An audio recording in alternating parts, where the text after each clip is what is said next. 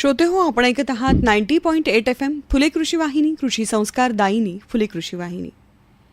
श्रोते हो, शेतकरी बंधूंना कायदेविषयक मार्गदर्शन आणि प्रबोधन या उदात्त हेतूनं सातत्याने लेखन करणारे महाराष्ट्र राज्याचे माजी साखर आयुक्त श्री शेखर गायकवाड यांच्या माणूस आणि मालमत्ता या विशेष लेखमालेचं क्रमशः वाचन महात्मा फुले कृषी विद्यापीठाच्या फुले कृषी वाहिनीवरून थेट आपल्यासाठी. कार्यक्रमात आज ऐकूयात भाडेपट्टा की कुळ या संदर्भातली माहिती.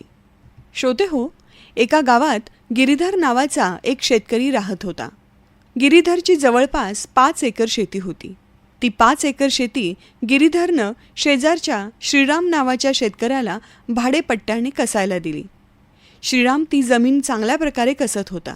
3 वर्षांनंतर गिरीधर श्रीरामला म्हणाला की मला भाडेपट्ट्यानं तुला जमीन द्यायला परवडत नाही, तेव्हा यापुढं ही जमीन मी आता स्वतः कसणार आहे.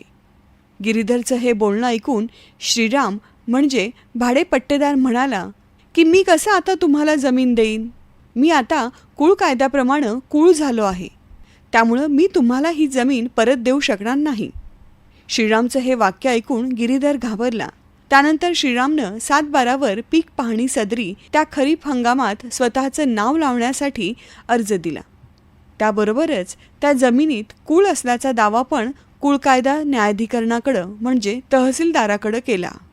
पुढे अनेक वर्ष कुळ कायद्याचा वाद श्रीराम आणि मालक गिरीधरमध्ये सुरू होता. दोघांनीही कोर्टात आपापला वकील लावून जमिनीच्या वादासाठी मोठ्या प्रमाणात पैसा खर्च केला. पण त्यात दोघांनाही त्या केसचा फायदा झाला नाही, कारण त्या केसचा निकाल कधी लागणार हे कोणालाही निश्चित सांगता येत नव्हतं. या दोघांच्या वादात ती 5 एकर जमीन कित्येक वर्ष तशीच पडीक म्हणून राहिली असं सर्व गावकऱ्यांना वाटत होतं.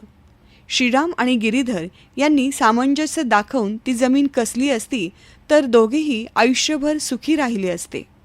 श्रोते हो, सांगायचं तात्पर्य म्हणजे जमिनीसंबंधीच्या कायदेशीर तरतुदींचा अभ्यास न करता व्यवहार केल्यास संकटच ओढावणार. कायदेशीररित्या दुसऱ्याची जमीन कसणारी आणि त्याबद्दल खंड देणारी व्यक्ती म्हणजे कुळ होय. श्रोते हो, आत्ताच आपण भाडेपट्टा की कुळ या संदर्भातली माहिती ऐकलीत. शेतकरी बंधूंना कायदेविषयक मार्गदर्शन आणि प्रबोधन या उदात्त हेतूनं सातत्याने लेखन करणारे महाराष्ट्र राज्याचे माजी साखर आयुक्त श्री शेखर गायकवाड यांच्या माणूस आणि मालमत्ता या विशेष लेखमालेचं क्रमशः वाचन महात्मा फुले कृषी विद्यापीठाच्या फुले कृषी वाहिनीवरून आपण ऐकलं.